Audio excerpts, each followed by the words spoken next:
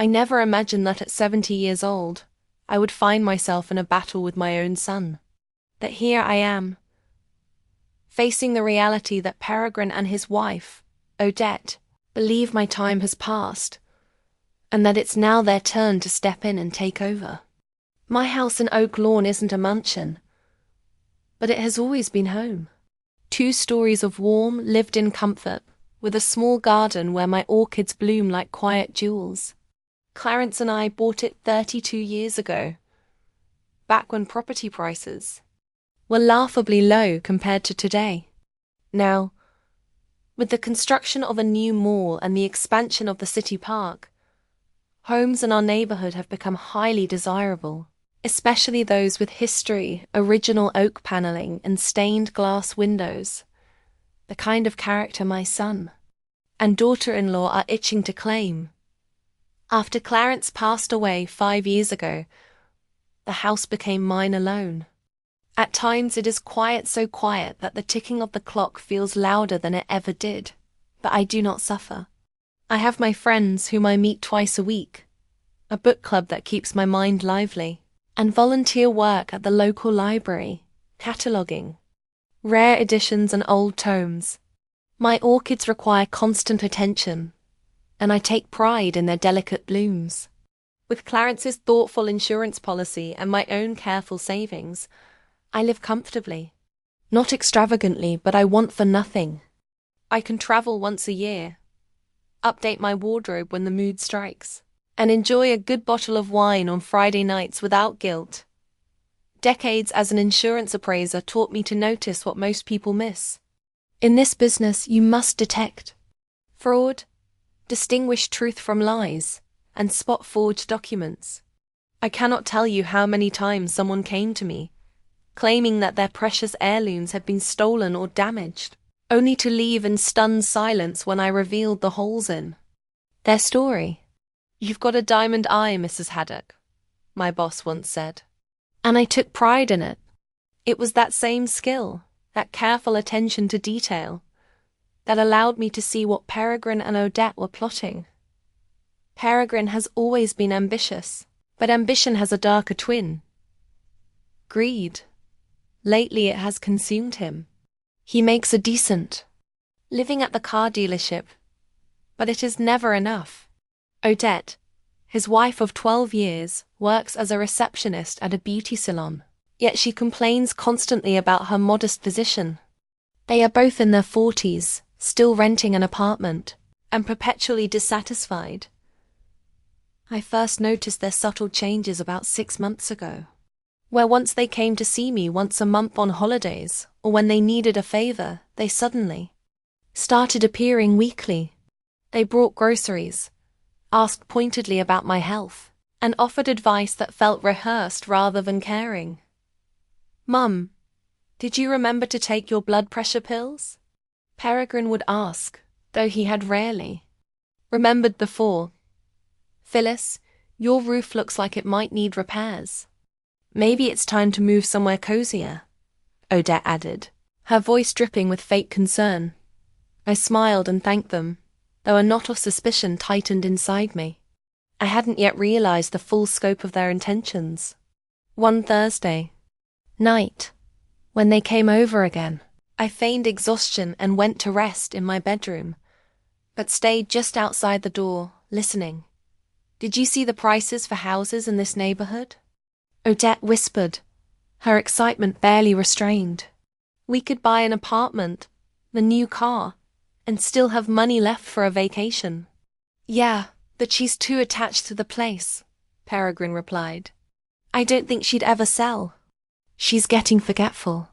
Maybe we should hint that she needs help managing her finances." I walked back to my room quietly, anger simmering beneath my calm exterior. They believed me to be a frail, absent-minded old woman. Well, if that was what they wanted to think, I would give them the role they had cast me in for now. The following week, I forgot to pay my electric bill. When Peregrine reminded me, I feigned surprise and gratitude. "Oh, I don't know what's been happening to me lately," I said, my voice faint with mock worry. My memory isn't what it used to be. His eyes sparkled with the greed I had been expecting, and Odette gave him a knowing glance. Mum, maybe you should let us help with your finances, he suggested. We could manage the accounts and make sure nothing gets missed. Oh, I don't know, I replied, letting uncertainty color my tone. It's so embarrassing. Not at all, Phyllis, Odette chimed in. Many people your age need help. It's completely normal. At my age? I asked sweetly, letting my fingers clench under the table, rage barely contained. But I kept the mask of gratitude on my face. Perhaps you're right. I'll think about it. After they left, I sank into my favorite chair by the window, staring at the garden as twilight deepened. My orchids, white with faint pink streaks, glowed like fragile ghosts in the fading light. I thought of Clarence, giving me the first orchid on our 20th anniversary. Patience and attention, he'd said. That's what an orchid and a good marriage require. A smile crept across my face. Clarence, wise and prudent, would never have condoned our son's behavior, but he would have advised caution, careful planning, and cleverness. The next day I called my lifelong friend, Prudence Hollister. She had never married, and after decades as a math teacher at Oaklawn High, she remained practical, straightforward, and always clever. Phyllis, are you sure they're plotting something like this? She asked, concern in her voice. Think I'm one step from the grave, I explained. They want this house, my savings, my freedom, and I won't give it to them without a fight. That's terrible, Prudence said. What are you going to do? I have a plan, I replied. Remember the prank we played on our college roommate? The one who was always stealing from us? We planted a fake necklace and made a scene until she confessed. We need a trap like that something to make them reveal themselves. Over the following weeks, I carefully played the role of the forgetful, vulnerable elderly woman. I mixed up dates, faked uncertainty with bank cards, and thanked them profusely whenever they helped me. At the same time, I dropped casual mentions of my considerable savings. You know, Peregrine, your father was always careful with money, I said one night at dinner. He left me far more than anyone guessed. His eyes betrayed his growing greed. Really? He asked, too casual to be casual. And where do you keep your savings? Odette leaned in. Oh, various places, I said lightly. Some in the bank, some in safer, more secure locations. Her eyes widened slightly. More secure, I smiled enigmatically. Clarence never fully trusted banks. He liked some things kept the old-fashioned way. The bait had been thrown. They took it without hesitation. A few days later, Peregrine called with a proposal. He and Odette would come down for the weekend to help with general cleanup. I agreed, fully aware they were hunting for hidden money. They tidied, dusted, and organized, but more importantly, they searched every drawer, shelf, and corner.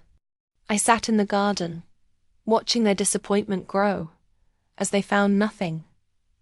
Toward evening, I decided to fan the flames further. You know, I said aloud, pretending not to notice their true motives. Maybe I really should move to a smaller place. This house is getting too big for me alone. Odette almost leapt with excitement. There are wonderful senior centers that would take care of you. Maybe, I said thoughtfully. But what about the house? Selling it to strangers seems wrong. Peregrine and Odette exchanged a glance that betrayed their hope. We could take care of it, he suggested cautiously. If you decide to move, it would be perfect. I smiled. I'd know the house would stay in the family. They could barely restrain their joy. The trap was working. Now I needed to push them further. I'm meeting with my lawyer next week, I added casually. Just some documents, to make sure I'm okay if anything happens. Documents? Odette asked. What kind? Oh, nothing serious, I replied airily. Just precautions. After they left, I settled at my desk and began preparing the next stage of my plan. The documents needed to look convincing enough to tempt them into revealing their true nature. Clarence would have laughed to see me outsmarting my own son, but he would have been proud of my ingenuity. My Phyllis won't let herself be wronged. He used to say, and he was right. I would not be wronged. I would fight for my home, my dignity, and my right to decide my own future. The war had begun, and I intended to emerge victorious. Convincing illusion of declining health and memory. I put my paperwork in order, checked all my contracts, and made sure all my bills were paid on time. Then I made a few phone calls to old co-workers at the insurance company to update my knowledge of modern legal intricacies.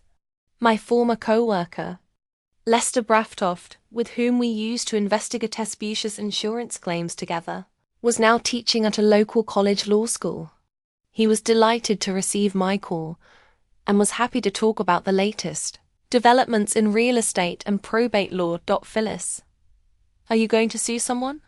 He asked when I started asking about specific legal nuances.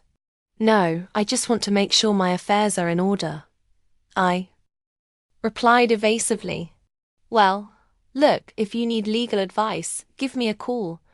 I'm always happy to help an old battle buddy. We both laughed, remembering how in the 90s we'd investigated a warehouse arson case when the owner was trying to get insurance. It was then that Lester called me battle buddy for me persistence and attention to detail. Armed with the necessary knowledge, I set about implementing my plan. It started small. I accidentally forgot where I put my glasses, even though they were hanging on a lanyard around my neck, or I couldn't remember whether I had paid my bills, even though I knew they were paid.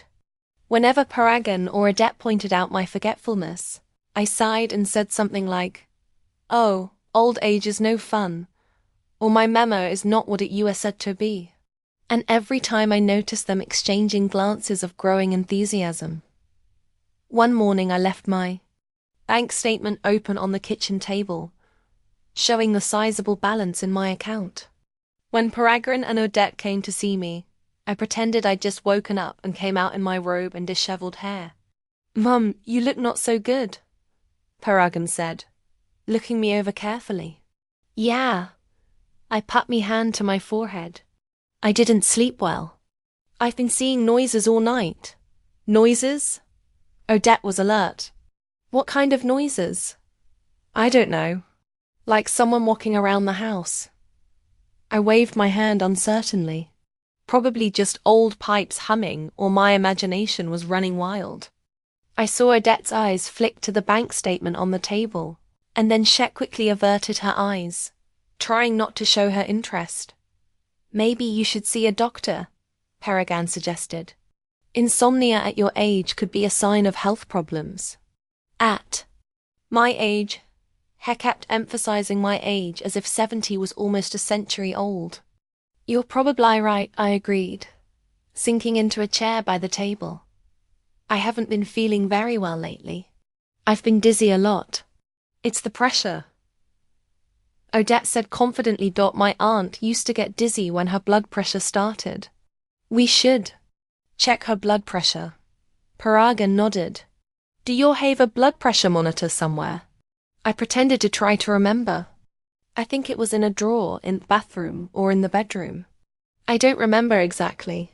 I'll look for it. Odette volunteered and walked quickly out of the kitchen. I smiled mentally.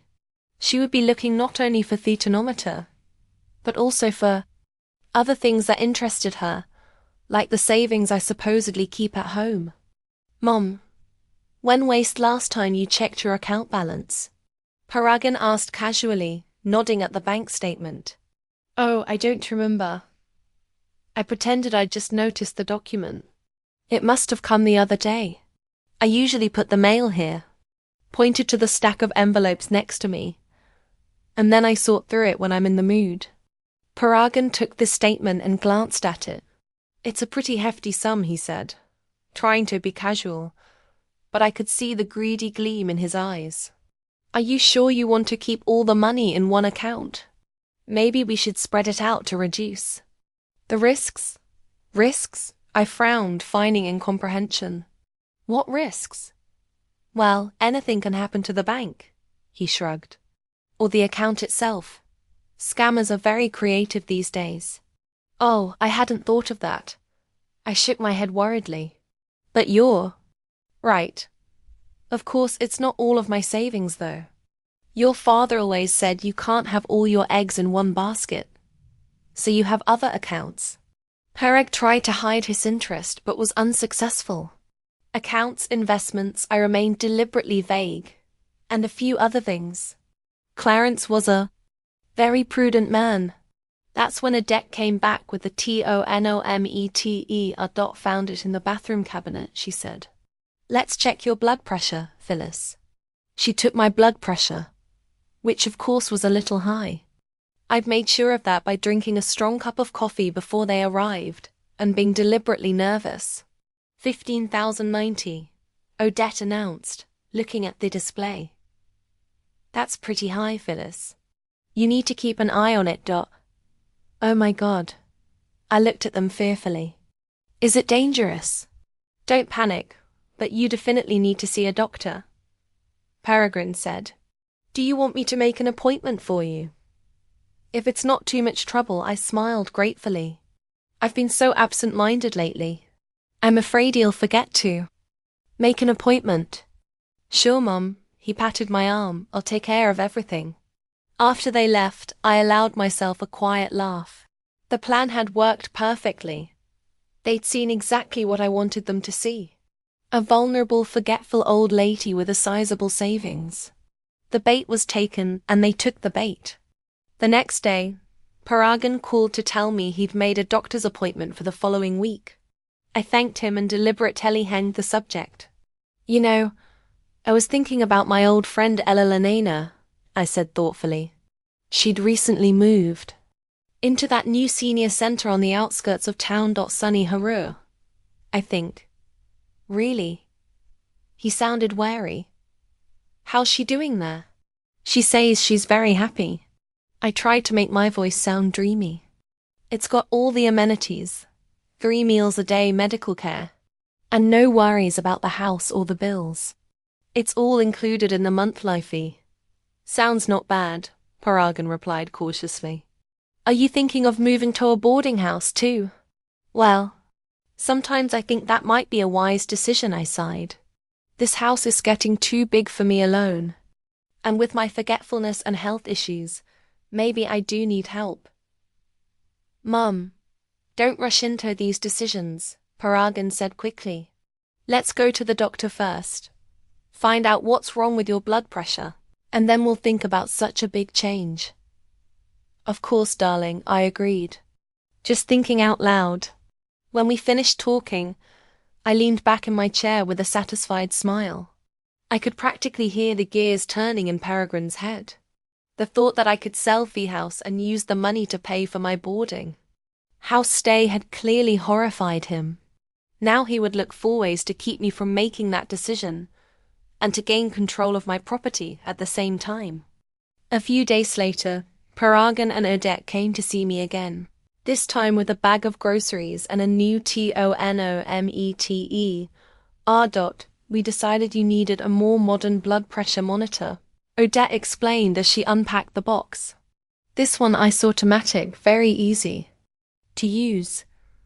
How nice of you, I smiled woefully. But it wasn't worth the expense. It's okay, Mum, Paragon said. Your health is more important. While Odette was showing me how to use the new tonometer, Paragon casually brought up the boarding house. I've been looking into Sun Harbor, he said. Do you know how much it costs to stay there? No, I shook my head. Ella Lenina hadn't mentioned money.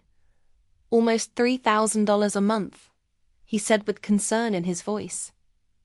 And that's the basic package. No extras. I pretended to be surprised. That's really quite a lot. If you're serious about moving, Odette interjected. You'll have to do the math. Your pension might not be enough to cover it.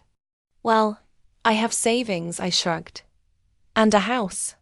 If I sold it, I'd have enough money for years to come. Paragon and Odette exchanged quick glances. Sell the house? Paragon asked, trying to hide his anxiety. Are you sure you want to sell the house? You've lived in for so many years. I don't know, I sighed. Of course, I'd hate to part with it. So many memories. But what if I can't take care of him anymore? If my memory continues to deteriorate? There are other options, Odette said quickly. For example, you could stay at home and we could visit you more often. Or we could hire an au pair. That's very nice of you. I smiled gratefully. But I don't want to be a burden. You have your own life, your own worries. You'll never be a burden, Mum. Paragon assured me, though I knew it wasn't true. We're a family. We have to take care of each other. I snorted mentally. Where waste that caring when I was really lonely after Clarence died? When I hadn't seen Paragon or Odette for months, unless they needed something from me. Still, I need to think about the future, I insisted. I even made an appointment for counselling at Sunny Hero next week just to get the details. Why the rush? Parag was clearly nervous. Let's go to the doctor first like we agreed. Of course, darling. I patted his arm. I just want to explore all the options to be prepared. After they left, I poured myself a cup of tea and sat by the window, watching the last rays of sunlight golden my orchids. The plan was unfolding exactly as I had envisioned. Now Peregrine and Odette were panicking at thought that I might sell the house and spend all the money on the boarding house. Their next move would be to try to take control of my finances and property for my own good. Of course. The following week, as scheduled, Paragon took me to the doctor. Dr. Mitchell, an older man with kind eyes and a calm voice, examined me and ordered some tests. Your blood pressure is really high, Mrs. Atwood, he said, but nothing catastrophic. I'll prescribe some mild medication to bring it back to normal. How are you feeling in general? Not bad, doctor, I replied, but sometimes I get dizzy and my memory not as good as it used to be. That's normal at your age. Dr. Mitchell smiled, but we'll run more tests to rule out any serious problems. Paragon, who was sitting next to me, listened attentively and nodded, occasionally asking questions. I could see him mentally registering every word about my deteriorating condition. On the drive home, Paragon was unusually pensive. What's on your mind, dear? I asked, looking at his tense profile. Nothing much. He tried to smile. Just thinking about what the doctor said. Don't worry, I'll be fine. I patted his arm. With a few pills, my blood pressure will come back to normal. It's not just your blood pressure, Mom. Paragon said seriously. You live alone. You get dizzy. You have memory problems. What if you fall down or forget to turn off the gas?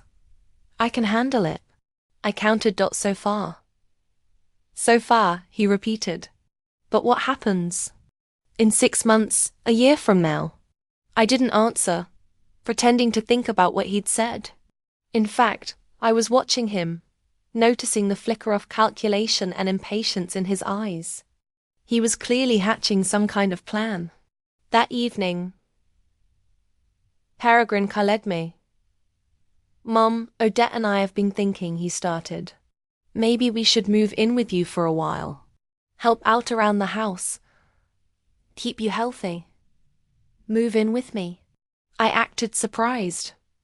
But you have your own apartment, your own life. We rent. Paragon reminded me and as for a life, well, we could try for a month, say, to start with. See how comfortable everyone is. I don't know. I paused as if hesitating. I wouldn't want to embarrass. You won't embarrass us, Mom. Paragon assured me. Besides, this way you can put off the boarding house decision. See how you do with our help. Well, if that's what you really want. I tried to make my voice sound insecure. We do, Mom. We really do. He sounded so excited that I could hardly contain my laughter. We could move in this weekend if you don't mind. So soon?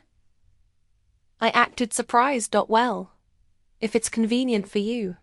The sooner the better, Paragon said firmly. So you won't be alone any longer than necessary. After the conversation, I called Prudence to let her know how things were going. They've decided to move in with me, I said, pleased. This weekend? So soon? Prudence was surprised. They're not even trying to hide their intentions. Exactly. I grinned.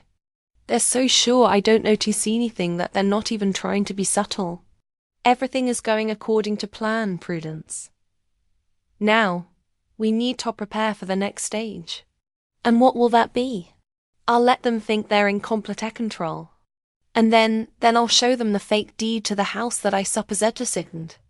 A fake deed of gift, Prudence interjected. And how are you going to do it? I still have connections in the legal field, I reminded her. Besides, I'd learned to recognize forged documents during my years at the insurance company, which means I can create one too. Phyllis, you scare me sometimes. Prudence laughed. But I'm glad you don't just let them fool you. I spent the next few days preparing for Peregrine and Odette's arrival. I put away me most prized possessions in a safe Clarence had installed behind a false wall in the pantry, a place Peregrine didn't know about. They're the first kept important documents, jewelry, and most importantly, the original deeds to the house. In addition, I started working on a fake deed of gift. I found a sample off-sticker document on the internet and modified it to create a seemingly plausible paper, supposedly transferring glimpses of the house to Paragon. The document looked official with stamps and signatures, but contained several legal errors that would make it invalid in the event of an actual lawsuit. On Saturday morning, Peregrine and Odette arrived with several large suitcases, clearly more than I needed for a month-long stay. I greeted them with a smile, pretending to enjoy their company. Mum, we're so glad you agreed to this. Paragon hugged me. You won't have to worry about anything anymore. I've prepared a guest bedroom for you, I said. I hope you'll be comfortable. Oh, don't worry about us, Odette said. We'll be fine. It's your comfort and safety that matters. I mentally rolled my eyes. Their concern was so fake. Even a real old lady with dementia would have suspected something wrong. You know, I've been thinking about our talk about the boarding house, I said over lunch. Maybe you're right. Maybe I should wait to make that decision. See how I do with your help. That's great, Mom. Paragon brightened. There's no need to rush into anything. We're here now and we'll take care of everything. I smiled back, thinking about how soon that care would turn into outright greed and a desire for my possessions. But I was ready. The trap was set and soon they would fall into it themselves. In the evening, when we were sitting in the living room, I started a conversation about the future. You know, I do worry about what will happen next, I said thoughtfully. You're here now, but you can't stay with me forever.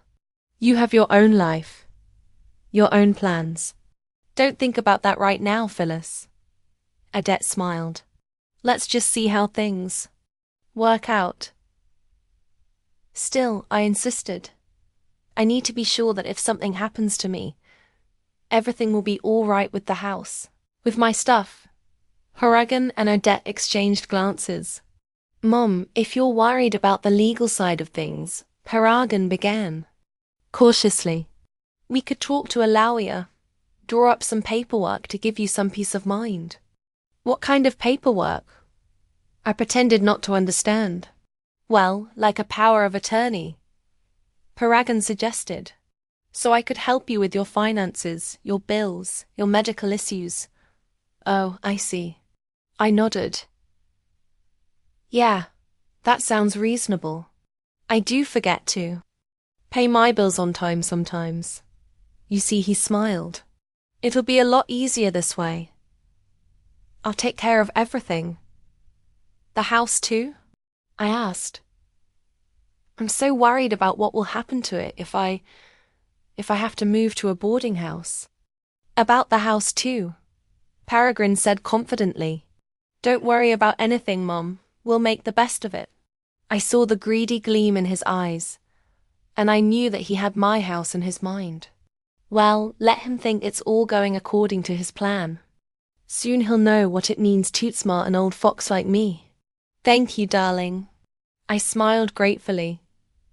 I'm so glad I can count on you, on both of you. As I walked up to my bedroom, I could hear them talking quietly in the living room, discussing how best to help me with the estate management. Their voices sounded excited, like children discussing Christmas presents. I smiled as I closed the bedroom door behind me. The plan was working perfectly. Now, all I had to do was wait for the right moment to move on to the next step. Show them the fake gift certificate and watch their true selves emerge. It didn't take long for Peregrine and Odette to get active. It was a week after they moved in with me that Peregrine brought some papers and placed them in front of me on the kitchen table during breakfast. What's this, darling?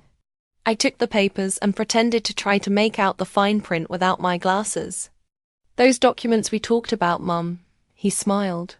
A power of attorney for financial management and a medical power of attorney. I've consulted with a lawyer, and he's prepared everything we need. I looked through the papers slowly, pretending I had no idea what he was talking about. In fact, I scrutinized each item carefully. As I suspected, this wasn't just a power of attorney. Essentially, these documents gave Peregrine complete control over all of my assets. It seems very comprehensive, I said. Looking up at my son.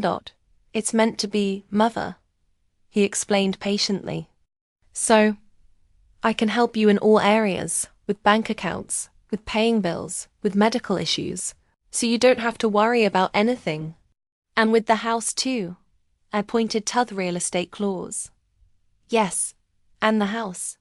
Peregrine confirmed. If it needs repairs or anything else, I can take care of it without any formalities. I noticed her tense as she sat next to him. She was obviously worried that I might get suspicious and refuse to sign. You know, Phyllis, she interjected in a soft voice. It's a very common practice. A lot of people your age pass that kind of authority on to their children. It just makes life easier for everyone. You're probably right. I sighed, pretending to give up. It's my house, you know. Clarence and I bought it when Peregrine was a baby. So many memories. Mom, no one's going to take it away from you. Peregrine assured me, though his eyes said otherwise. These papers will just make things easier. You're still the owner. If you say so, I smiled with feigned gratitude. Give me a pen, please. Peregrine hurriedly handed me a pen, and I began to sign the documents where the signature spaces were marked. I deliberately did it slowly, as if each movement was difficult for me. That's it, Peregrine said when I'd finished the last signature. Now you don't have to worry. Yes, I'm calm now. I smiled, thinking that the next move would be mine. Over the next few days, I watched Peregrine and Odette gradually change their behavior. They were no longer as obliging as they had been in the first few days. They began moving furniture around without my permission, throwing away things they considered old junk, and generally acting as if the house was already theirs. One evening, I overheard them discussing renovation plans in the living room. This wall needs to come down, Peregrine said. We could combine the living room and dining room into one space. And the bedroom upstairs could be turned into a study for you, Odette suggested, overlooking the garden. My bedroom. I walked into the room, pretending I just heard the conversation. They flinched in surprise. No, Mother, not at all, Peregrine replied hastily. We were talking about the other room. But we only have 2 bedrooms on the second floor. I reminded him. Mine and Thega's bedroom you're in now. We were just discussing the theoretical possibilities, Odette interjected. For the future? What future? I frowned, pretending not to understand. Someday. Paragon hesitated. Anyway, it's just talk. Nothing concrete. I nodded, pretending to believe it, but inwardly noting that they were getting more and more insolent. It was time to move on to the next phase of my plan. The next day, it pulled out a prepared fake deed of gift from a hiding place known only to... The document looked impressive. Official seals, signatures, legal wording. To the layman, it looked completely authentic. I put it in an envelope and left it in a prominent place in my bedroom, knowing that Odette often went in there when she thought I hadn't noticed. As I expected, by evening the envelope was gone. At dinner, Peregrine and Odette were unusually silent, exchanging meaningful glances. It pretended not to notice as I told them about a book I'd recently read. Late that night, when I was already in bed, there was a knock on my bedroom door. "Come in," I said, putting the book aside. Paragon and Odette entered holding hands. Paragon had the envelope with the gift in his free hand. "Mum, we need Totok," he began in a serious tone. "What's wrong, dear?" I pulled myself up on the pillows, feigning concern. "We found this document." He showed me the envelope. "It's a deed to the house. You signed it last week." "Oh, that." I waved my hand. "Yeah. Theloia came by when you weren't home. I wanted to surprise you, Peregrine. Since you and Odette care so much about me, I thought it would be fitting to officially hand the house over to you. As a token of my appreciation." I saw their eyes light up with greed and triumph. "Mum, that's very generous of you." Paragon tried to sound touched, but I could see he was struggling to contain his excitement. "But are you sure?" "It's a big decision." "Of course I'm sure," I smiled. "I can see how much you care about me. Besides, why do I need a whole house? I'm not old enough to need all this space." "You're young. You need your own place. I'll feel better knowing the house stays in the family." "That's so touching, Phyllis." Odette came over and hugged me, but the hug was formal and cold.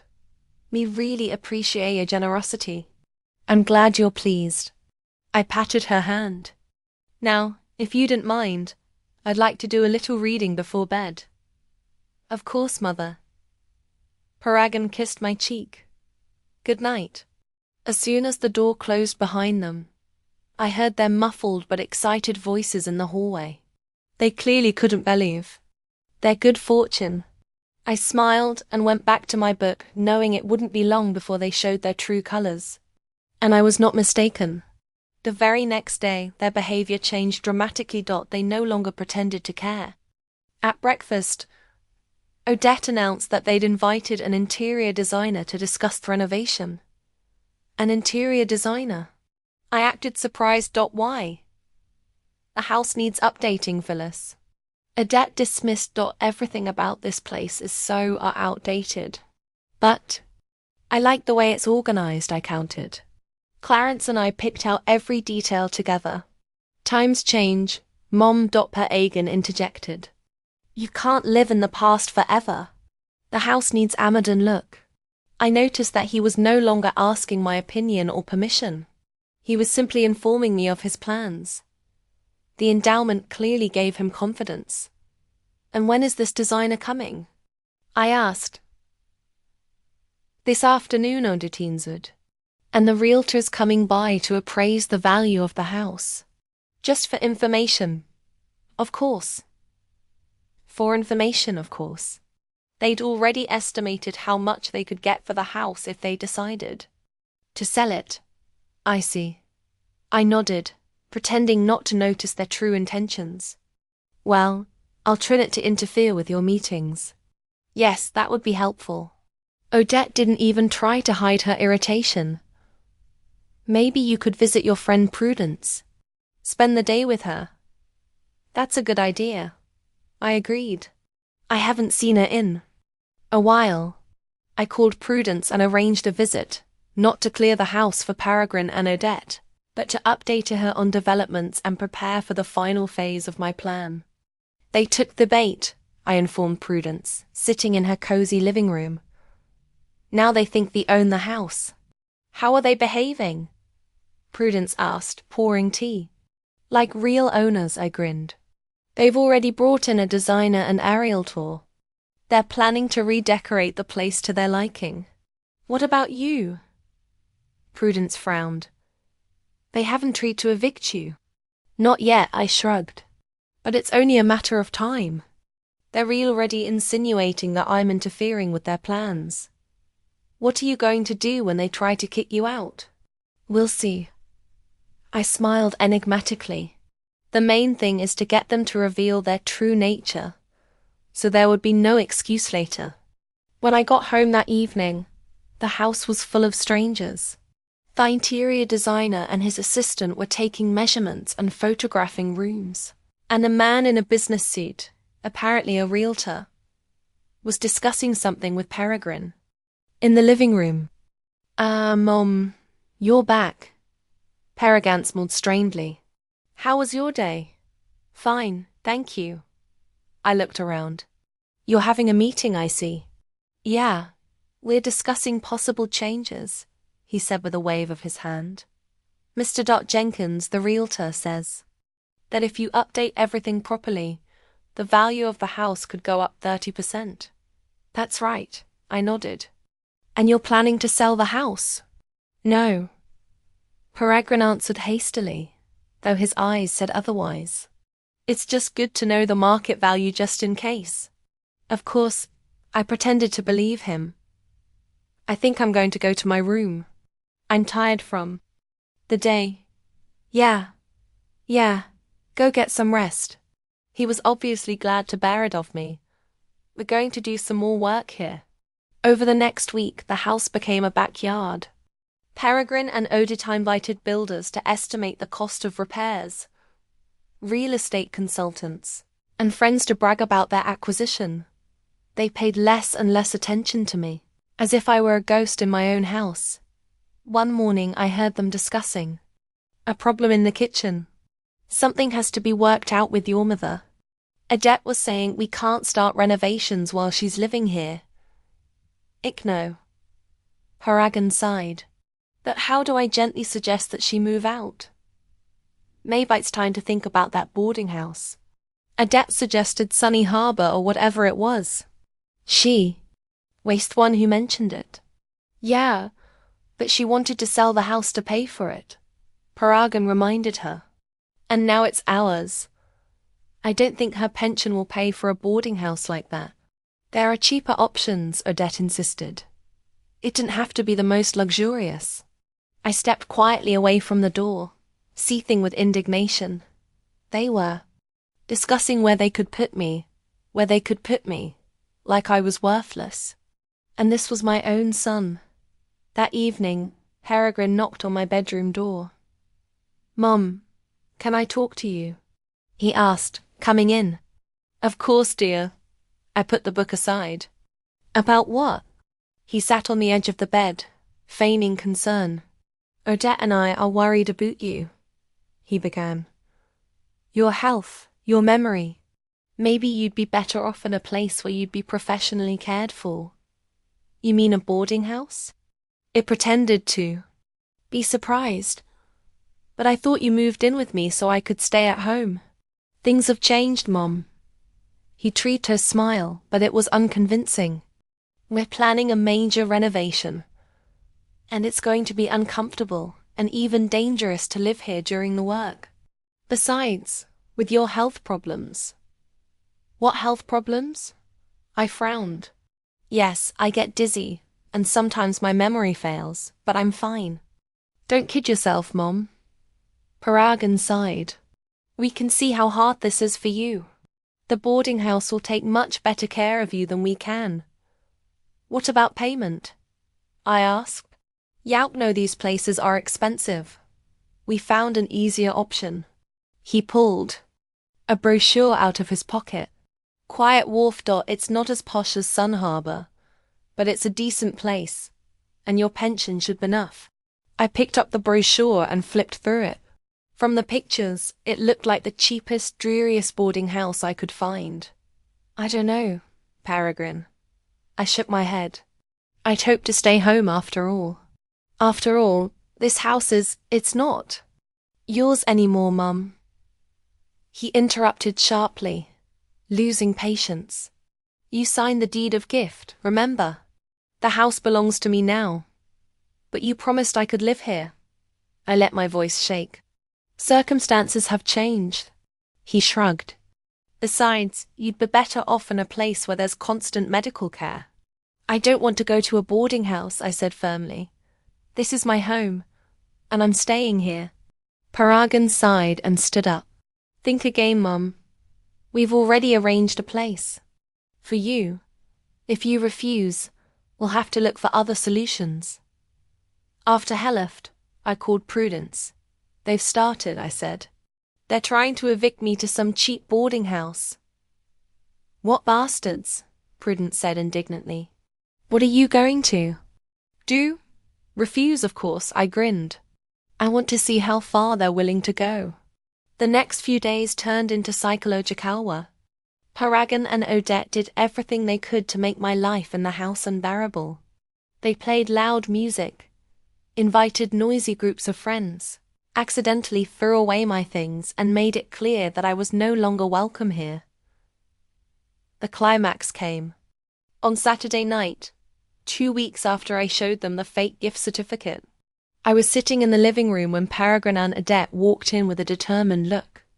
Mum, we need to have a serious talk. Paragon began. About what, dear? I looked up from my book. About your move. He sat down across from me. We found a place for you at Quiet Wharf. They're ready to take you in as early as Monday. I acted. Shocked. But that's the day after tomorrow. I won't have time to pack. Get ready. We've already packaged your things. Odette intervened. Just the essentials. You can get the rest later. But I told you I don't want to move. I shook my head. I'm staying here. That's out of the question, Mum. Paragon's tone turned hard. The builders are coming here on Tuesday. The renovations are going to start whether you want them to or not. But this is my house, I exclaimed. I've lived here for over 30 years. It was yours. Paragon corrected coldly. It's mine now, and I decide who lives in it. Paragon, you can't do this to me. I let the tears come to my eyes. I'm your mother, and you can't cling to the past forever. He raised his voice. The house is ours now, and we have the right to do whatever we want with it. But where will I go? I sobbed inwardly, watching their reactions. What's going to happen to me? We told you to go to Quiet Key, Odette said irritably. They'll take care of you there. And if I don't? I wiped away my tears and looked at them. Paragon and Odette exchanged glances. Then we'll have to take action, Paragon said threateningly. The house is ours now, and we can call the police if you refuse to leave voluntarily. Yao wouldn't dare. I stood up, trembling with fainted indignation. Oh, yes, we would. Odette stepped closer to me. Dear, you'll be penniless. Your house is already ours, and we don't need a senile old woman here to interfere with our plans. Odette, Paragon exclaimed, but there was no genuine indignation in his voice, more a concern that she was being too frank. Why? She snapped at him. Stop being ceremonious with her. She can't do anything anyway. The house is ours, period. I sank back in my chair, defeated. I didn't think you were capable of such a thing, I whispered. Myeon's son. Don't be so dramatic. Mother. Peregrine rolled his eyes. We're offering you a decent place to stay. We could have put you out on the street. Just give me a week, I asked, to get used to the idea to say goodbye to home. No. Paragon said, on Monday morning, a car will pick you up from the boarding house. Be ready at 9 o'clock. With these words, they left the room, leaving me sobbing in the chair. As soon as the door closed, behind them, I wiped my eyes and allowed myself to smile. They had fully revealed their cards, showing their true selves. I now had everything I needed for the next phase of my plan. The next day I was quiet and depressed, pretending to accept my fate. I packed slowly, occasionally stopping to cry over some memorabilia. Paragon and Odette watched me with ill-concealed impatience, clearly wanting to be rid of my presence as soon as possible. Don't forget your medicine, Mom, Paragon reminded me, pretending to care. And warm clothes. It can get cold in the evenings. Yes, dear. I nodded, continuing to methodically put my things into my suitcase. I called Prudence that evening after they'd gone out to dinner with friends. They're kicking me out tomorrow morning, I informed her. Oh my God, Phyllis. Wait, she exclaimed. What are you going to do? What I had planned to do from the beginning. I answered. Can I stay with you for a while? Of course, I'll prepare the guest room. But then what? Then they'll get what they deserve. I smiled, thinking about the next stage of my plan. Believe me, it's going to be interesting. Monday morning, I was ready to leave. My suitcase was by the door, and I myself was sitting in a chair in the living room, dressed in my best dress, as if for a funeral. Peregrine and Odette were fussing around, checking to see if I had everything. If I had forgotten anything important, their fake concern was almost comical. The car should be here any minute, Peregrine said, glancing at his watch. Are you ready, Mom? As ready as you can be for being kicked out of your own home, I replied quietly. Mom, don't start that again. He rolled high sighs. We'd already talked about this. At that moment, the doorbell rang. It must be the driver from the boarding house. Odette rushed to open it. I rose slowly from my chair, taking one last look around the living room where I'd spent so many happy years with Clarence. I knew I'd come back here, but Peregrine and Odette didn't realize it. It's time to go, Mom. Peregrine picked up my suitcase. Yeah, it's time. I nodded and headed for the exit. At the door, I turned around and looked at them. You think you've won?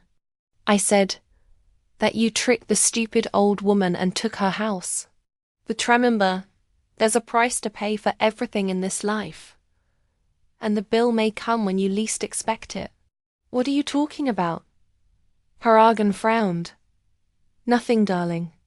I smiled, just thinking out loud. With those words, I left the house, got in my car, and drove away, leaving Peregrine and Odette enjoy their supposed victory. The car stopped outside Prudence's house, a small but cozy cottage with a neat garden where my friend grew dahlia and chrysanthemums. Prudence was waiting for me on the porch, her grey hair in a tight bun, and her thin-rimmed glasses made her look like the strict teacher she'd been all her life. Phyllis. She hugged me tight soon as I got out of the cab. How are you? Better than you'd expect from a woman who'd just been kicked out of her own home. I smiled despite the seriousness of the situation. Your room is ready. Prudence took my suitcase. I made lunch and brewed your favorite tea. Come inside and tell me everything in detail. We settled into her bright kitchen, which smelled of fresh baked goods and herbs. Prudence had always been a great hostess, even though she lived alone. So, she poured my tea. Tell me how it went. I described in detail the last few days in my house, how Peregrine and Odette had become more and more insolent and self-righteous, how they planned to remodel the house, and how finally they had literally pushed me out the door. You're going to be left penniless, Your house is already ours.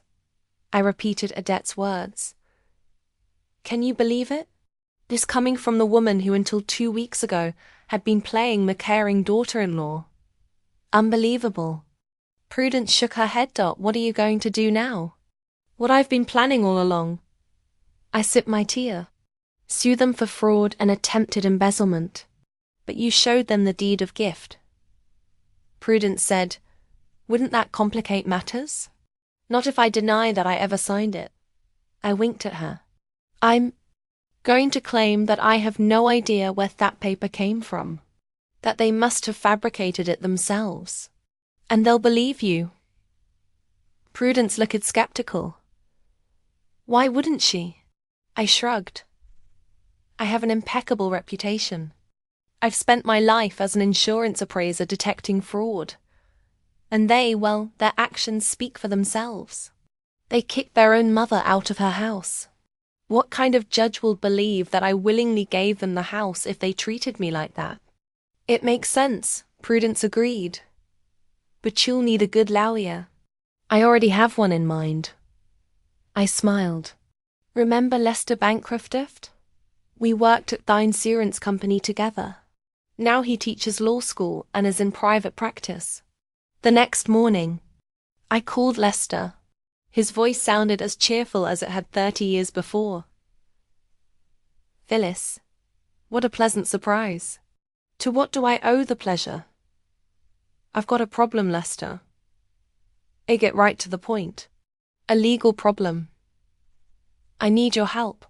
What's wrong? His tone became instantly serious.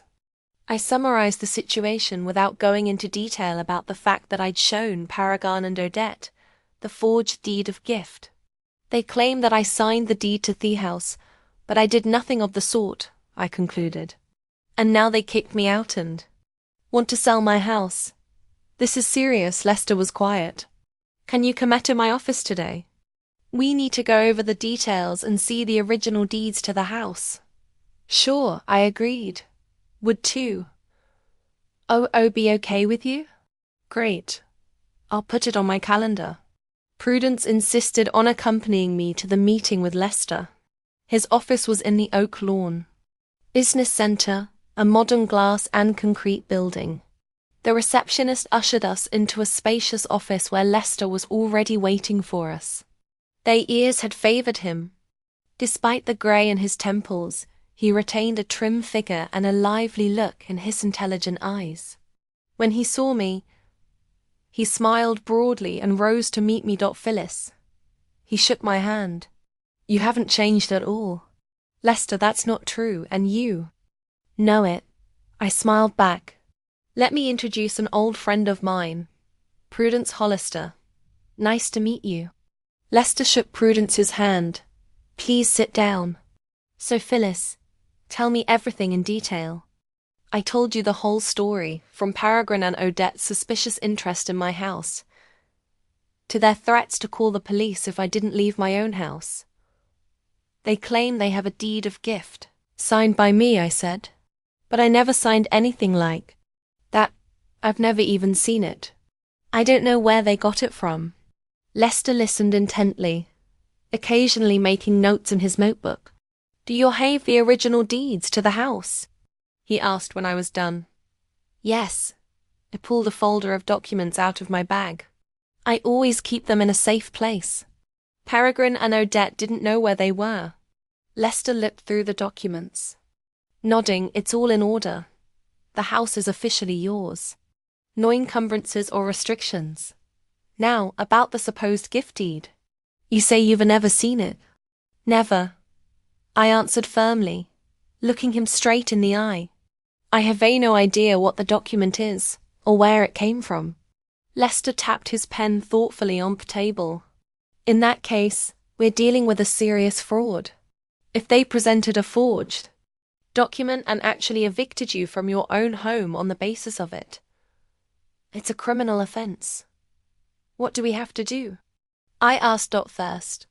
File a lawsuit for wrongful eviction and fraud. Lester began to list. Second. Demand your immediate return too. Your home while the lawsuit is pending. Third, request an examination of this alleged gift deed. And if they refuse to show the document, Prudence asked. Then it would automatically work in our favor, Lester replied. If they claim to be entitled to the house on the basis of some document, they are obliged to produce it to the court. And what area chances of success? I asked. Honestly, Lester looked at me. Very good. You have the original deeds to the house, an impeccable reputation, and you can produce witnesses who will confirm that your son and daughter-in-law actually kicked you out of your own home. Plus, if the document is indeed forged, forensics will easily establish that. Then let's get started, I said firmly. The sooner the better. I'll have all the necessary documents ready by tomorrow. Lester made a few more notes. Tomorrow, we'll file a lawsuit. And I think by the end of the week, your son and daughter-in-law will receive a summons. The next few days were spent in preparing documents and collecting testimonies. Prudence agreed to testify, confirming that I had never said anything about intending to give the house to my son, and that I had been evicted against my will. Lester also found 2 other witnesses. Neighbors who had seen Peregrine and Odette literally pushed me out of the house with my suitcase. On Friday, Lester called to say that the lawsuit was officially filed and accepted for trial. Judge Harrington will be handling the case, he said. That's a good thing. She's known for being open-minded and tough on crooks. When will Peregrine and Odette be notified? I asked. It's already been sent, Lester replied. They shall trace of it on Monday or Tuesday. The first hearing is scheduled for next Friday. That soon? I was pleasantly spurred. I pointed out the urgency of the case given that you were wrongfully evicted from your own home, Lester explained. Judge Harrington agreed that it required immediate consideration. Thank you, Lester, I said sincerely. You're a true friend. You're welcome, Phyllis. His voice softened. I'm always on your side. The weekend passed in relative peace. Prudence and I tended to her garden, cooked dinner together, watched old movies, all the things long-term Ephraimians do when they spend time together. But Monday morning there was a call from Lester. Phyllis, I have news. His voice sounded excited. Peregrine and Odette have received notice of the lawsuit, and they seem to be in a panic. How do you know that? I asked. They called the court demanding an explanation, Lester replied. And then their lawyer contacted me trying to find out the details of the lawsuit. They already have a lawyer. I was surprised to hear such a quick response. Yes, one Gregory Payne, Lester snorted. He's known for taking on questionable cases if the client pays well. But even he doesn't seem too sure of their position. What makes you think that? He was too insistent in asking about our evidence, Lester explained. Usually, lawyers aren't so direct if they're sure of their position. Besides, he's already hinted at the possibility of a pre-trial settlement. They want to settle, I grinned. So soon it looks like it, Lester confirmed. But I said we're pushing for a trial. We want a full confession of guilt and all damages. That's right, I said firmly. No compromise. After talking to Lester, he told Prudence the news. They're already panicking. I couldn't hide my satisfaction. They have no idea how to defend themselves. No wonder. Prudence nodded. If that document is forged, they're finished, especially considering how they treated you. I'd give a lot to see their faces when they got the summons. I smiled, picturing the scene. Thursday night, I received an unexpected call. The number was unfamiliar, but I decided to answer. Hello, Mom. Peregrine's voice sounded tense. It's me, Peregrine. I tried to make my voice sound cold and detached. What do I owe you? Mum, listen, he said quickly, as if he was afraid I'd hang up. I know what we did was wrong. Odette and we made a mistake. A big mistake? A mistake? I gave myself a short laugh. You call it a mistake that you kicked me out of my own house? That you threatened to call the police if I didn't leave? That you mocked me by telling me I'd be penniless? Yep, we Paragon STAMMERED. I know what we did was awful, but please, let's just settle this between us. No courts, no scandal. We'll give you your house back. All your things. Everything will be as it was before. Back to normal. I wasn't being sarcastic. You think anything can be like before after what you've done? Mum, please. He sounded desperate. If this goes to trial, we could be charged with fraud. That's a felony. I'll have a criminal record. I'll lose my job. Odette would suffer. 2. Think of the consequences. Did you think about the consequence when you kicked me out of the house? I asked. When you planned to send me to a cheap boarding house so I wouldn't interfere with your enjoyment of my possessions. It was a mistake. A terrible mistake. Paragon seemed ready to cry. We gave in to greed, to temptation. But we're sorry. We really are. Please, Mom, drop the lawsuit. We'll make it right. I paused, pretending to consider his proposal. I'll talk to my lawyer, Ifnally said. But I can't promise anything. What you've done is unforgivable. Thank you, Mum. The relief in his voice was almost palpable. Thank you for at least considering the possibility. After talking to Paragon, I immediately called Lester and told him about the call. They are indeed in a panic, he confirmed. Their lawyer called me today too, offering to increase the compensation if we agreed to a pre-trial settlement. The next day, Lester called again, this time, his voice sounding even more excited. Phyllis, you wouldn't believe it, he exclaimed. Peregrine and Odette's lawyer just contacted me. They're willing to admit that the deed was forged and give you your house back. They're only asking for leniency on the financial demands. What? I was genuinely surprised they gave up that fast, I guess. So Lester was clearly pleased. I think, when they saw how serious the charges against them were, and realized that the examination would easily reveal the forgery, they decided not to aggravate their situation. And what did you tell them? That we will consider their offer, but that we insist on full compensation for moral damages and all expenses related to this situation, Lester answered. And of course the immediate return of you to the house. Great. I was pleased with this turn of events. When can I go home?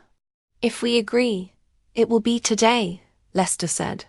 They have already vacated the house and left the keys with my secretary. So soon? I was surprised. They're in a panic, Phyllis. Lester grinned. They're afraid of prosecution. Their lawyer said they'd do anything to avoid a trial. After the conversation, I broke the news to Prudence. They've surrendered on all fronts.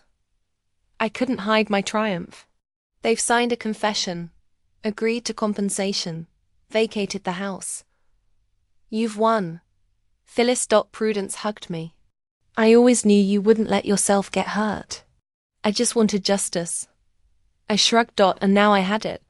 A week later, Paragon and Odette received an official letter from the court, notifying them that they had been accepted and a preliminary hearing had been scheduled.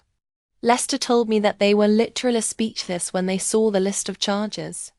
Fraud, unlawful eviction, moral damages. The letter also stated that if fraud was proven, the case could be transferred to criminal court. This was the last straw. They immediately contacted their lawyer, who called Lester the same day with a pre-trial settlement offer. They were willing to admit all the charges, give me my house back, and pay compensation just to avoid a trial. Lester brought the letter to me, and we read it together. Seeing the panicky lines written in legal language, but clearly motivated by desperation, gave me a sense of satisfaction. They had fallen into my trap. Now they knew what the fear of losing everything you hold dear was, just as they had made me feel. The day of judgment came sooner than I expected. Despite Peregrine and Odette's best attempts at a pre-trial settlement, I was adamant. I wanted the truth to come out publicly, to let everyone know what they had done, and to give them the punishment they deserved. The morning before the trial was clear and cool. I had carefully chosen my outfit, an austere navy blue dress that made me look solid and respectable. Prudence helped me style my hair, and Lester was to pick us up at 9 o'clock in the morning. Nervous? Prudence asked, fixing the last strand. A little, I admitted. It wasn't every day I had to sue my own son. You're doing the right thing, Phyllis. Prudence squeezed Miss Holder. They have to answer for what they did. I nodded, looking at my reflection in the mirror. The woman looking back at me looked determined and confident despite her age and the grey in her hair. Clarence would be proud of my thought. He'd always appreciated my fortitude and integrity. Lester arrived right on time. He looked impeccable in his dark suit and leather briefcase. Ready for battle? He asked with a reassuring smile. More than ready? I nodded decisively. On the way to the courthouse, Lester reiterated our strategy. Remember, Phyllis, you must be firm and confident. No doubts or hesitations. You never signed any deed to the house, and you have no idea where it came from. I remember, Lester. I patted his arm. Don't worry, I won't let you down. The Oak Lawn Courthouse, an imposing red brick structure with columns and a wide staircase, stood in the center of town. As I climbed the steps, I noticed Peregrine and Odette standing at the entrance with a man who was apparently their lawyer. They looked pale and tense. When Peregrine saw me, he made a move toward me, but Lester stealthily stepped between us, blocking his path. Any negotiations will be through lawyers only, he said firmly. Peregrine's lawyer, a tall man with sharp features, nodded and led his clients away. The courtroom was not like Theon's in the movies, smaller and more casual, but still awe-inspiring. In its formality, we took seats at that plaintiff's table and Peregrine and Odette, and their attorney at the defendant's table. I tried not to look in their direction, though I could feel Peregrine's eyes on me. When Judge Harrington entered the room, everyone stood up. She was a middle-aged woman with shrewd eyes and reserved manners. Her reputation as a fair and unbiased judge was well known in Oak Lawn. Sit down, she said, taking a seat. This is case number 824. Atwood v. Atwood and Atwood. A suit for fraud and wrongful eviction. Are the parties ready for the hearing? Yes, Your Honour, Lester answered, rising. Yes, Your Honour, echoed Peregrine's counsel. Good. Judge Harrington opened a file folder. Mr. Bancroft, as representative of the plaintiff, you may begin. Lester stood up and walked to the centre of the room. Your Honour, we represent Phyllis Atwood, a woman in her 70s who was wrongfully evicted from her own home by her son, Peregrine Atwood, and his wife, Odette Atwood. The defendants claim to have acted on a deed of gift allegedly signed by Mrs. Atwood. However, Mrs. Atwood never signed such a document and has no knowledge of its origin. We believe that this document is a forgery created by the defendants for the purpose of misappropriating property. Lester continued describing how Peregrine and Odette gradually took control of my life, how they manipulated me using my age, and how they eventually physically kicked me out of my own home, taunting me and threatening to call the police after he spoke. The judge turned to Peregrine's attorney. Mr. Payne, it's your turn. Gregory Payne stood up, looking less confident than Lester. Your Honour, my clients acted solely out of concern for their mother and mother-in-law. whose health and memory had recently deteriorated. They moved in to care for her, and Mrs. Atwood, in gratitude, voluntarily gave them the house. We have a deed of gift signed by her in front of a notary. Would you please make that document available to the court?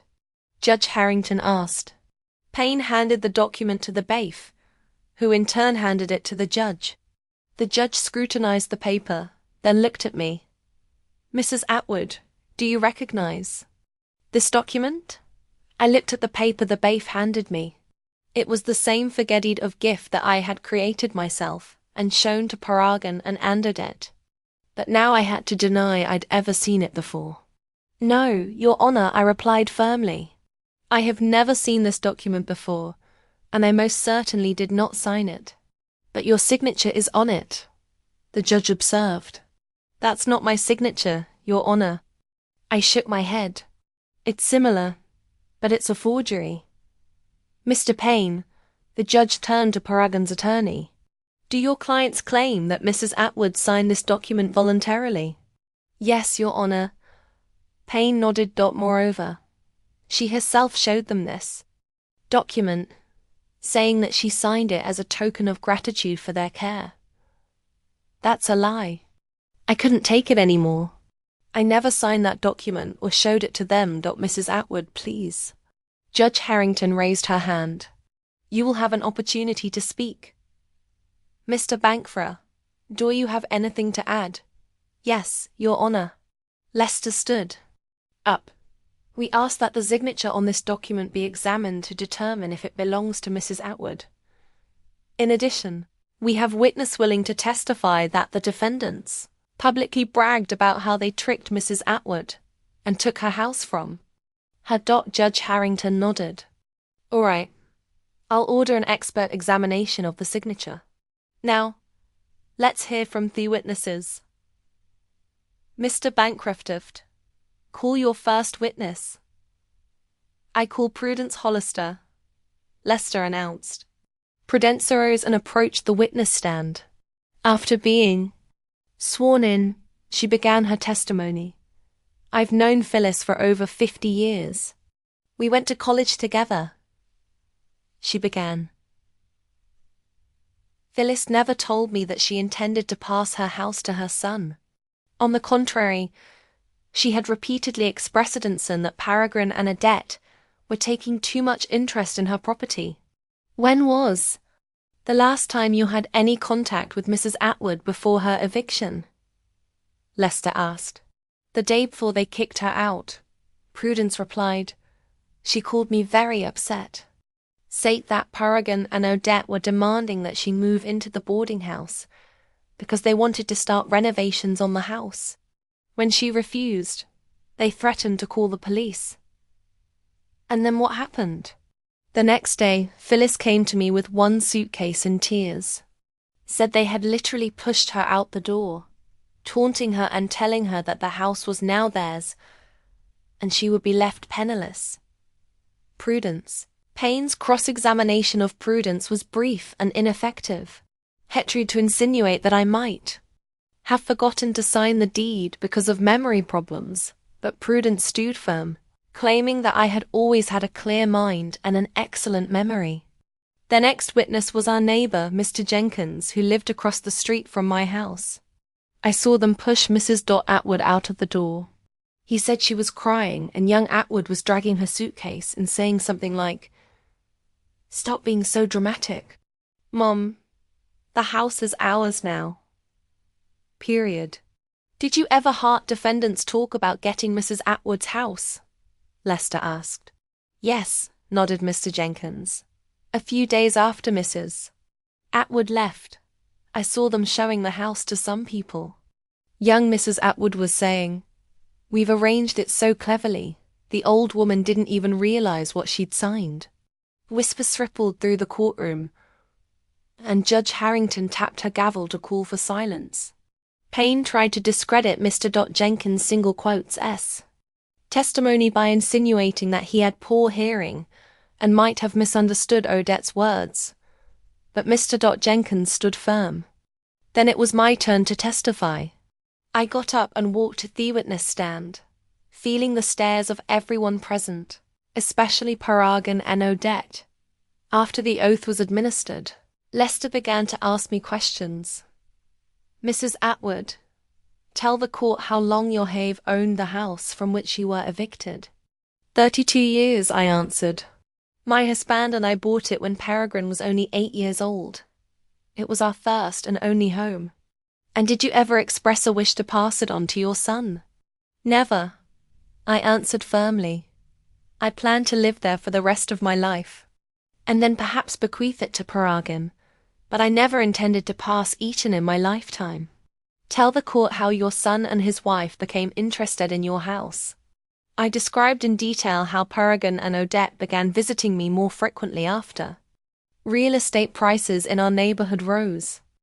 How they gradually took control of my life, convincing me that I was becoming forgetful and needed help, and how they eventually moved in with me under the pretense of caring. "And when did they show you this supposed gift deed?" "They never showed me any deed of gift." It shook my head. "The first time I saw that document was in court today. I have no idea where it came from or who signed it, but it certainly wasn't me." "But your son and his wife claimed that you showed them the document and said you signed it as a token of your gratitude for their care." "That's a lie." I looked directly at Paragon and Odette. "I never showed them any deed to the house. I would never give up my house, especially considering how they treated me." Then it was Payne's turn to cross-examine Mrs. Atwood. He began. "Your son and his wife claim that you have become more forgetful in recent months. Perhaps you simply don't remember signing this document." "I remember everything that happened perfectly well, Mr. Payne," I replied with dignity. "I don't have a problem with my memory, and I absolutely remember that I never signed the deed to my house." "And how do you explain the fact that the document bears a signature very similar to yours?" "My explanation is that someone forged my signature." I looked directly at Peregrine, and I have some idea who might have done it. Payne kept pushing, but I remained steadfast. I knew the truth, even if that truth was a little different from how I presented it to the court, and I wasn't going to back down. After my testimony, Judge Harrington recessed until the next day, when Paragon and Odette were scheduled to testify, and their results of the signature examination were due. The next day, the courtroom was even more packed. Apparently new of the unusual. Family conflict had spread throughout Oak Lawn. I noticed a few familiar faces among the crowd. Neighbors, former colleagues, friends from the book club. Judge Harrington began the hearing by announcing the results of the forensic examination.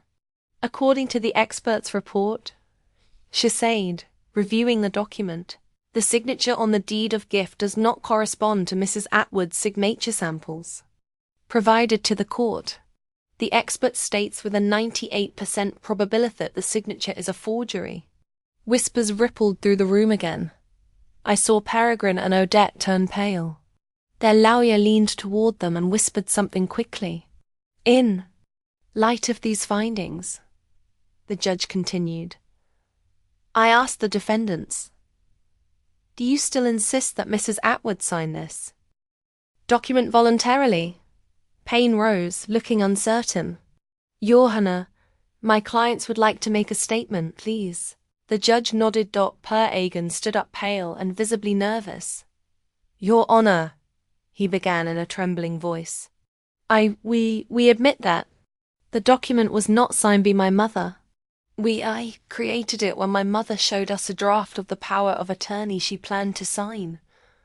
I copied her signature and created the endowment. We thought it would be best for everyone. Mum was becoming more and more forgetful, and we were afraid she might make bad decisions about her estate. So, you admit that you committed forgery?" The judge clarified, and her voice became noticeably colder. "Yes, Your Honor." Paragon lowered his head. "I admit it." "And you admit that on the basis of this forged document, you actually evicted your mother from her own home?" "Yes, Your Honor." His voice was barely audible. "Mr. Atwood, do you understand that these actions fall under the statute of frauds, which is a felony?" Judge Harrington looked at him sternly. "Yes, Your Honor." Peregrine seemed to cringe under her gaze. "But we really cared about Mom. We were tempted. The house is worth so much. And we thought, Mr. Atwood," the judge interrupted him, "if you really cared for your mother, you wouldn't have kicked her out of her own home, threatening to call the police. You would not have taunted her by telling her she would be left penniless. That's not caring. That's an abuse of trust and exploitation of an elderly person." Perry raised his head even lower. Odette sat next to him, stone-faced, not looking at Tanyam. After a brief conference with the legal advisors, Judge Harrington ruled in the case of Atwood v. Atwood and Atwood. The court rules as follows. She began. Phyllis Atwood is the legal owner of the house at 28 Oak Street, Oak Lawn. The deed of gift, submitted by the defendants, is declared null and void as a forged document. The defendants, Peregrine Atwood and Odette Atwood, are required to immediately return all keys to the house, if they have not already done so, and remove all of their personnel belongings from the house within 48 hours. She paused, then continued. In addition, the defendants are ordered to pay the plaintiff $50,000 in compensatory damages and to reimburse your court costs and attorney's fees. In view of Mr. Atwood's confession of document forgery, I am also sending the case file to the prosecutor's office for consideration of initiating a criminal case of fraud. This court is adjourned. The judge banged her gavel and the room erupted in murmurs. I sat there stunned and satisfied at the same time. I had won. Justice had been served. Lester leaned toward me and said softly, "Congratulations, Phyllis. You were agreed." "Thank you, Lester." I squeezed his hand. "I couldn't have done it without you." As we were leaving the courtroom, Peregrine tried to approach me. "Mom, please," he began. "Can we talk? I know what we did was awful, but maybe we could." "No." "Peregrine." I stopped him with a hand. "There's nothing more to discuss between us. You betrayed me, your own mother. You tried to take my house. You threatened me. You mocked me. Some things cannot be forgiven or forgotten. But Mom, I'm not your mom anymore." My voice was quiet but firm. "You made your choice. I'm making mine. I don't want to see you or Odette ever again. Don't call me. Don't come. You don't exist to me anymore." With those words, I turned and walked away without looking back. Lester and Prudence followed me, silently supporting my decision. That same day, I returned to my house. It looked pretty much the same as when I'd left it, though it was noticeable that Peregrine and Odette had already started some improvements, taking down my favorite curtains, rearranging the furniture. But these were little things that could easily be fixed. Prudence helped me put everything back in place, and Lester took care of changing the locks just in case. "What are you going to do now?" Prudence asked when we were finished and sitting on the veranda with cups of tea. "Live," I answered simply. "Tending to my orchids, reading books, spending time with real friends, all the things that make me happy, and that don't include toxic relationships with ungrateful relatives." "You don't regret your decision?" Lester asked cautiously.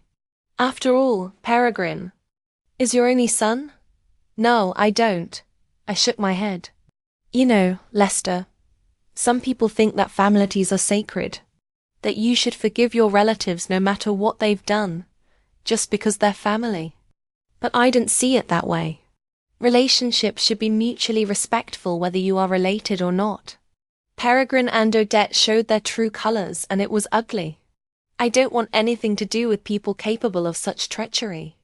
"You understand?" Lester nodded. "And I respect your decision." Over the next few weeks, I gradually returned to normal. My orchids, which had suffered a little without proper care, began to recover. I assumed my book club meetings, returned to volunteering at the library, and to my surprise, I began spending more time with Lester, not just as an advocate, but as a friend. He would often drop in to see how I was doing, bring me new books, or just keep me company over a cup of tea. We talked about everything: books, politics, our past adventures at the insurance company. And gradually I began to notice that I looked forward to his visits, that I enjoyed his company, his wit, his sense of humor. An evening, as we sat on the veranda watching the sunset, Lester suddenly took my hand. "Phyllis," he began a little tentatively, "I know this may not be the right time considering all you've been through recently, but I really like spending time with you, and if it's okay with you, I'd like to keep doing it, maybe even more often." I looked down at our hands entwined together and felt warmth spill over my body. In my 70s, I hadn't expected to feel this way again. The anticipation of a new relationship, a new chapter in my life. "I like spending time with you too, Lester," I replied, squeezing his hand lightly. "And I'd love to do it more often." He smiled, and I saw the same warmth in his eyes that I felt myself dot, and so began a new chapter of my life. No toxic relationships, no betrayal, no manipulation, just with real friends, with favorite activities, and maybe a new love. I don't regret my decision to end my relationship with Peregrine and Odette. Sometimes the best thing we can do for ourselves is to let go of those who hurt us, even if they are part of our family, because real family isn't necessarily those with whom we share blood ties.